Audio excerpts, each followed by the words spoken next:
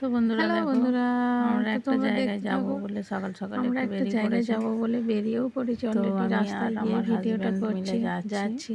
আরও সঙ্গে হ্যাঁ, আছে আর একটা এক জায়গা দাদা ভাই অনেক দিন দিদি থেকে ভাই যাবো আছে। যাবো ভাবছিলাম, তো যাওয়া অনেক আর দিন হয়ে থেকে উঠছিল যাব না যাব সময় করছি, করে। আর ওই দাদা তো দাদা ভাইরাও ভাইরাও বলছে অনেক আসো জোরাজুরি আসো, এই করছিল, দাদা ভাইয়ের বাড়ি আসো যাচ্ছি বৌদি অ্যাকচুয়ালি। দাদা।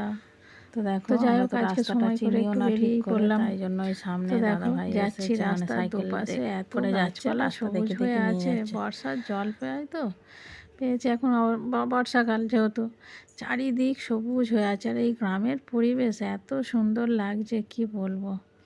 চারিদিকে শুধু সবুজ আর সবুজ, গাছপালাই ভর্তি।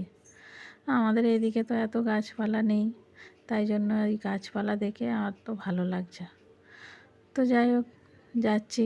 দাদাভাই রাস্তা চিনি না বলে দাদাভাই আবার এসেছে রোডে নিতে। ওই সামনে সাইকেল নিয়ে যাচ্ছে, রাস্তা দেখিয়ে দেখিয়ে নিয়ে যাচ্ছে আর আমরা যাচ্ছি। তো দেখতে থাকো বন্ধুরা তোমরা।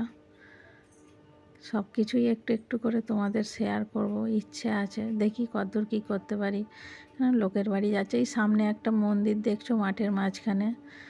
আর এই যে আকাশটা দেখছো বন্ধুরা, মেঘ কত সুন্দর তুলোর মতো ভেসে বেড়াচ্ছে ভেসে। এই মেঘ দেখলেই শরৎকাল এসে গেছে মনে হয়, পুজোর গন্ধ এসে গেছে, তাই না বন্ধুরা? আমার তো এরকমই মনে হয়। তোমাদের কি মনে হয় কমেন্ট করে জানিও।